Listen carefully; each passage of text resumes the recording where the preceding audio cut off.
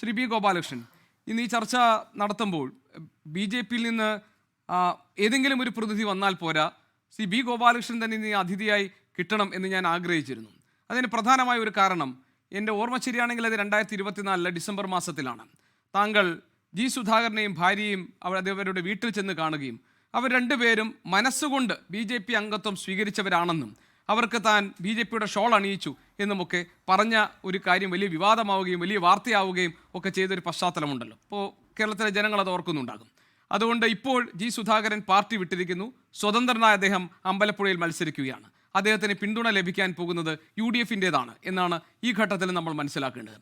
B J P പ്രതിനിധി എന്ന നിലയിൽ മനസ്സുകൊണ്ട് ബി ജെ പി ആയി മാറിയവരാണ് ജി സുധാകരനും ഭാര്യയും എന്ന് അന്ന് പറഞ്ഞ വ്യക്തി എന്ന നിലയിൽ ഇതിനെ എങ്ങനെയാണ് ഈ തീരുമാനങ്ങളെ താങ്കൾ എങ്ങനെയാണ് കാണുന്നത്?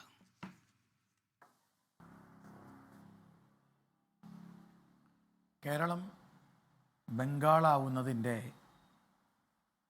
വളരെ പ്രകടമായ ലക്ഷണങ്ങൾ കേരളത്തിൽ മാർക്സിസ്റ്റ് പാർട്ടിയിൽ കണ്ടു തുടങ്ങിയിരിക്കുന്നു.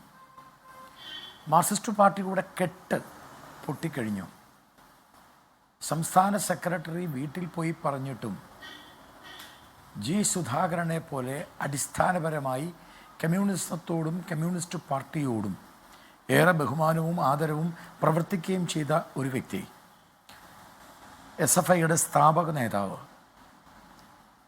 SFI പ്രവർത്തകനായതിൻ്റെ പേരിൽ അനുജൻ ഭുവനേശ്വർ 1977 ഡിസംബർ 5-ാം തീയതി കൊല്ലപ്പെട്ട ഒരു രക്തസാക്ഷി കുടുംബത്തിൽ നിന്ന് വരുന്ന ഒരാളെ മാർക്സിസ്റ്റ് പാർട്ടിക്ക് സംരക്ഷിക്കാനോ മാർക്സിസ്റ്റ് പാർട്ടിക്ക് പിടിച്ചു നിർത്താനോ കഴിയുന്നില്ല എന്ന് പറഞ്ഞാൽ മാർക്സിസ്റ്റ് പാർട്ടിയുടെ കേരളത്തിലെ അപജയത്തിൻ്റെ ആഴം എത്ര ദീർഘമാണ് എന്നുള്ളത് നമ്മൾ മനസ്സിലാക്കേണ്ടതുണ്ട്.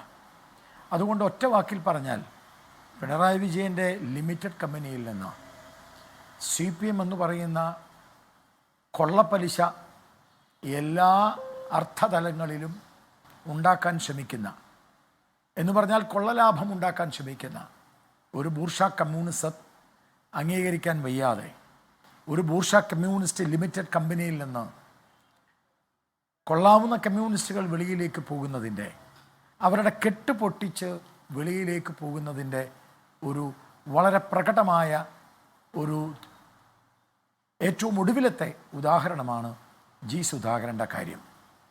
ഞാൻ ജി സുധാകരനെ കണ്ടു എന്നതൊരു യാഥാർത്ഥ്യമാണ്. ഏകാത്മമാനവ ദർശനം എന്ന പണ്ഡിറ്റ് ദീനദയാൽ ഉപാധ്യായയുടെ പുസ്തകം BJPയുടെ അടിസ്ഥാനമായിട്ടുള്ള ഒരു അടിസ്ഥാനപരമായ പ്രമാണമാണ്. ആ പുസ്തകം അദ്ദേഹത്തിന് കൈമാറാൻ അദ്ദേഹവുമായി സംസാരിച്ച് അപ്പോയിൻമെൻറ്റ് ഫിക്സ് ചെയ്തു. എനിക്ക് അദ്ദേഹത്തെ കാണണം എന്ന് പറഞ്ഞ സമയത്ത് ഞാൻ ഒരിക്കലും പ്രതീക്ഷിക്കുന്നതിനേക്കാൾ വളരെ സൗഹൃദപരമായിട്ട് അദ്ദേഹം എന്നെ കാണാൻ തയ്യാറായി. ഞാനും അന്നത്തെ BJPയുടെ സംസ്ഥാന പ്രസിഡന്റ് ഗോപനും ഒന്നിച്ചാണ് ഞങ്ങൾ പോയത്. ഗോപകുമാർ, ഞങ്ങൾ ഒന്നിച്ചായിരുന്നു പോയത്. അന്ന് ഞാൻ പോകുന്ന സമയത്ത് ഇന്നത്തെ പ്രസിഡന്റ് ശ്രീ സന്ദീപ് വചസ്പതി അടക്കമുള്ള ആളുകൾക്കതറിയാം.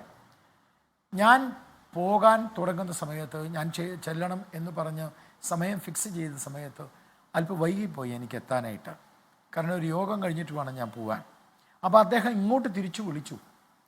അങ്ങനെയൊന്നും മര്യാദകൾ ഒരു രാഷ്ട്രീയ പാർട്ടിയുടെയും ആളുകൾ കാണിക്കാറില്ല. പ്രത്യേകിച്ച് ഞാനൊരു ചെറുപ്പവും അദ്ദേഹം എന്താ പറയുക, CPMൻ്റെ ഉത്തുംഗ ശൃംഖത്തിൽ നിൽക്കുന്ന ഒരു വലിയ തലത്തിൽ നിൽക്കുന്ന വ്യക്തിത്വവുമാണ്. പക്ഷെ അതൊന്ന് തിരിച്ചു വിളിച്ചിട്ട് ഇന്ന് വരുന്നുണ്ടോ എന്ന് വീണ്ടും ചോദിക്കുകയാണ്. ഞാൻ ചെല്ലുമ്പോൾ എന്നെ ആ ഗേറ്റിൻ്റെ മുന്നിൽ, ഗേറ്റിൽ നിന്ന് കുറച്ച് പിന്നോട്ട് മാറിയിട്ടാണ് ആ വീട്, ആ ഗേറ്റിൻ്റെ മുന്നിൽ അദ്ദേഹം നിൽക്കുന്നു, അദ്ദേഹത്തിൻ്റെ ഭാര്യ നിൽക്കുന്നു. ഞാൻ ആ ഗേറ്റിൽ നിന്നാണ് ഞങ്ങളെ സ്വീകരിച്ചു കൊണ്ടുപോകുന്നത്. സത്യം ഞാൻ തുറന്നു പറയുകയാണ് 24 ന്യൂസിനോട്, ഗോപികൃഷ്ണ, എനിക്ക് അദ്ദേഹത്തോട് ഏറെ ആദരവും ബഹുമാനവും തോന്നിയ ഒരു നിമിഷമായിരുന്നു അത്. കാരണം ഒരു സാധാരണ പ്രവർത്തകൻ അല്ലെങ്കിൽ ഒരു സംസ്ഥാന തലത്തിലുള്ള ഒരു പ്രവർത്തകൻ എന്ന നിലയിൽ മാത്രം എന്നെ കണ്ടാൽ മതി. ഞാനൊരു MLA ആയിട്ടില്ല, ഞാനൊരു മന്ത്രി ആയിട്ടില്ല, അല്ലെങ്കിൽ ഞാൻ BJPയുടെ സംസ്ഥാന പ്രസിഡൻ്റ് ആയിട്ടില്ല. ഞാൻ സംസ്ഥാന വൈസ് പ്രസിഡൻറ്റ് മാത്രമാണ്. പക്ഷേ എത്ര ആദരവോടുകൂടി എന്നെ അദ്ദേഹം സ്വീകരിച്ചു, അദ്ദേഹത്തിൻ്റെ ഭാര്യയും. ഞങ്ങൾ ഉള്ളിൽ പോയിരുന്നു, ഏറെ നേരം സംസാരിച്ചു. അദ്ദേഹവും ഞാനും തമ്മിൽ സംസാരിക്കുമ്പോൾ പല ആളുകളും തെറ്റിദ്ധരിച്ച് പറഞ്ഞതുപോലെ അദ്ദേഹം BJP-കാരനായി ഞാൻ ഒരിക്കലും പറഞ്ഞിട്ടില്ല. ഞാൻ പറഞ്ഞത് മാനസികമായിട്ടാണ്. അദ്ദേഹം കഴിഞ്ഞ ദിവസം മതേതരത്വത്തെക്കുറിച്ച് സംസാരിച്ചതിൻ്റെ ഒരു ഭാഷണം നിങ്ങൾ കേട്ടിട്ടുണ്ടാവും. അദ്ദേഹം നരേന്ദ്രമോദിയെക്കുറിച്ച് ഏതാണ്ട് അരമണിക്കൂറിന് മുകളിൽ എന്നോട് സംസാരിച്ചു. അദ്ദേഹം നരേന്ദ്രമോദിയുടെ സ്വഭാവ വിശേഷങ്ങളെക്കുറിച്ച് സംസാരിച്ചു. ഇന്ത്യക്ക് ഇന്ന് ഏറ്റവും അനുയോജ്യനായിട്ടുള്ള ഒരു പ്രധാനമന്ത്രിയാണ് നരേന്ദ്രമോദി എന്ന് അദ്ദേഹം സംസാരിച്ചു. എന്ന് മാത്രമല്ല, ഒരാൾ സംസാരിക്കാനിരിക്കുമ്പോൾ ഒരു ഉദാഹരണം കൂടി പറഞ്ഞു അദ്ദേഹം. ഒരാൾ സംസാരിക്കാനിരിക്കുമ്പോൾ എത്ര ബഹുമാനത്തോടെ, എത്ര അറ്റൻഷനോട് കൂടിയിട്ടാണ് മോദി എന്ന് പറയുന്ന പ്രധാനമന്ത്രി ഞങ്ങളെ കണ്ടത് എന്നതിനൊരു ഉദാഹരണം പറഞ്ഞ അദ്ദേഹം.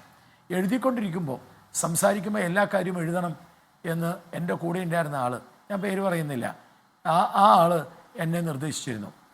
അപ്പോൾ എത്ര ഉയരത്തിലുള്ള ആളാണ് എന്നുള്ളത് ഗോപികൃഷ്ണൻ ചിന്തിച്ചോളും. ആ ആൾ പറഞ്ഞതനുസരിച്ച് ഞാൻ എഴുതിക്കൊണ്ടിരിക്കുകയായിരുന്നു.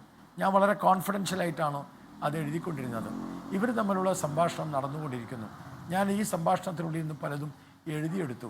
എഴുന്നേറ്റ് പോകുമ്പോൾ എൻ്റെ പേനയുടെ ക്യാപ്പ് അവിടെ അടിയിൽ വീണ് കിടന്നിരുന്നു.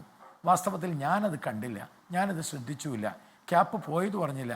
കാരണം ഞാൻ അദ്ദേഹമായിട്ട് സംസാരിക്കുന്നതിനപ്പുറത്ത് വളരെ കൃത്യമായി, വളരെ വളരെ ഗോപ്യമായി തന്നെ ഞാൻ എഴുതുകയാണല്ലോ. അതുകൊണ്ട് ഞാനത് താഴെ വീണത് കണ്ടില്ല. പക്ഷെ ഞാൻ എഴുന്നേറ്റ ഉടനെ, ഞങ്ങൾ രണ്ടുപേരും എഴുന്നേറ്റ ഉടനെ അദ്ദേഹം പറഞ്ഞു, നിങ്ങളുടെ പേനയുടെ ക്യാപ്പ് നിലത്ത് പോയിരിക്കുന്നു. വാസ്തവത്തിൽ ഞാൻ ഞെട്ടിപ്പോയി.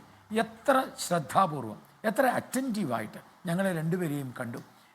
അത് അദ്ദേഹം പറഞ്ഞുകൊണ്ട് മോദിജിയെ വളരെയേറെ ഇന്ത്യൻ പ്രധാനമന്ത്രി മോദിജിയെ വളരെയേറെ പുകഴ്ത്തിക്കൊണ്ട് അദ്ദേഹം സംസാരിക്കുകയും കാലത്തിന് അനുയോജ്യനായിട്ടുള്ള ഒരു പ്രധാനമന്ത്രിയാണ് ശ്രീ നരേന്ദ്രമോദി എന്ന് ഞങ്ങളോട് പറയുകയും ചെയ്തു. അതൊക്കെ കഴിഞ്ഞ് ഞാൻ അദ്ദേഹത്തെ ഷാൾ അണിയിപ്പിച്ചു. അദ്ദേഹത്തിൻ്റെ ഭാര്യയുമായിട്ട് സംസാരിച്ചു. വളരെ കൃത്യമാണ് അദ്ദേഹം ഒരു കാര്യം പറഞ്ഞത്. അതും കൂടി ഞാനിവിടെ സൂചിപ്പിച്ചോട്ടെ. അന്ന് ഞാൻ പറഞ്ഞപ്പോൾ കുറേ സഖാക്കന്മാരായിട്ടുള്ള ആളുകൾ, എനിക്ക് തോന്നുന്നു മാതൃഭൂമിയുടെ നിരീക്ഷകൻ ജയചന്ദ്രനാണെന്നാണ് എൻ്റെ ഓർമ്മ, ഇതേ 24 തന്നെയാണെന്നാണ് എൻ്റെ ഓർമ്മ. ഒരിക്കലും ഞാൻ ഈ സുധാകരനെ കാണാൻ പോയിട്ടേ ഇല്ല, ഗേറ്റിൽ സുധാകരൻ വന്നിട്ടേ ഇല്ല, ഞാൻ സുധാകരനെ കണ്ടിട്ടേ ഇല്ല എന്നൊക്കെ ആയിരുന്നു അന്ന് പല ആളുകളും പറഞ്ഞത്. പക്ഷേ അദ്ദേഹത്തിൻ്റെ ഭാര്യയുമായിട്ടും ഞാൻ സംസാരിച്ചു. കമ്മ്യൂണിസ്റ്റ് മാർക്സിസ്റ്റ് പാർട്ടിക്ക് അപജയം സംഭവിച്ചിരിക്കുന്നു, കമ്മ്യൂണിസത്തിൽ നിന്ന് അകന്നിരിക്കുന്നു എന്ന് മാത്രമല്ല, ആലപ്പുഴയിൽ കമ്മ്യൂണിസ്റ്റ് ഒരു വരിയിൽ തീർക്കാം, ആലപ്പുഴയിൽ കമ്മ്യൂണിസ്റ്റ് പാർട്ടി ജിഹാദി ഗ്രൂപ്പിൻ്റെ കൂടെയാണ് എന്ന് വളരെ കൃത്യമായി അന്ന് അദ്ദേഹം ഒബ്സർവ് ചെയ്ത് ഞങ്ങളോട് സൂചിപ്പിച്ചിരുന്നു. അന്ന് തന്നെ ഒരു കാര്യം എനിക്ക് വ്യക്തമായി. ഒരു കാര്യം, അതാണ് ഞാൻ പറഞ്ഞത് മനസ്സുകൊണ്ട്. കാരണം ഞാൻ പറഞ്ഞ ചില കാര്യങ്ങൾ എല്ലാ ജനവിഭാഗങ്ങളുടെയും പിന്തുണ അദ്ദേഹം ആഗ്രഹിക്കുന്നുണ്ട്. അതായത് ഇപ്പോൾ താങ്കളും അല്ലെങ്കിൽ താങ്കൾ പ്രദാനം ചെയ്യുന്ന പാർട്ടിയൊക്കെ അദ്ദേഹത്തിന് പിന്തുണയ്ക്കുമോ സ്വതന്ത്രനായി നിൽക്കുമ്പോൾ?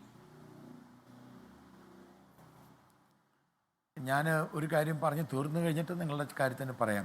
ആദ്യത്തെ ചോദ്യമൊന്ന് തീർന്നോട്ടെ, ഞാനാണല്ലോ പോയത്. അപ്പോൾ അന്നത്തെ ആ ഒരു ടോക്കിൽ നിന്ന് അദ്ദേഹത്തിൻ്റെ ഭാര്യയും അദ്ദേഹവുമായി സംസാരിച്ചപ്പോൾ ഈ കമ്മ്യൂണിസ്റ്റ് അപജയത്തെക്കുറിച്ച് കൃത്യമായ ധാരണയും, എന്നാൽ അതേ സമയത്ത് കമ്മ്യൂണിസ്റ്റ് പാർട്ടിയുടെ ആലപ്പുഴയിൽ അതിഗൗരവമായ രീതിയിൽ ജിഹാദി ഗ്രൂപ്പുകൾ അതിൽ കൈയടക്കുന്നു എന്ന ആവലാതിയും വേവലാതിയും അദ്ദേഹം പങ്കുവച്ചിരുന്നു. അതാണ് എനിക്ക് പറയാനുള്ളത്. അതുകൊണ്ടാണ് ഞാൻ പറഞ്ഞത് മാനസികമായി അദ്ദേഹം BJPയുടെ ആശയത്തോട്, ആദർശത്തോട് അടുത്ത് നിൽക്കുന്നു എന്ന് പറയുന്നത്. അത് ഞാൻ ഇന്നും അതേ വാക്ക് തന്നെയാണ് പറയുന്നത്. അദ്ദേഹം വാസ്തവത്തിൽ ചിന്തിക്കേണ്ടത് ആ രീതിയിലായിരുന്നു എന്ന് ചിന്തിക്കുന്ന ആളാണ് ഞാൻ. പിന്നെ പിന്തുണ കൊടുക്കുമോ ഇല്ലയോ, അത് പാർട്ടിയുടെ ഔപചാരികമായ നേതൃത്വം തീരുമാനിക്കേണ്ടതാണ്. അത് ഞാൻ ഈ ചാനൽ ചർച്ചയിൽ പറയേണ്ട കാര്യമല്ല. അതുകൊണ്ടാണ് എനിക്ക് പറയാൻ സാധിക്കും. ലോകത്തെവിടെയായാലും ഏത് സമയത്തും 24 വാർത്തകളും ഓഗ്മെന്റഡ് റിയാലിറ്റി പാക്കേജുകളും എക്സ്പ്ലെയിനറുകളും വിശദമായി കാണാൻ ഞങ്ങളുടെ യൂട്യൂബ് ചാനൽ നിങ്ങൾക്ക് സബ്സ്ക്രൈബ് ചെയ്യാം.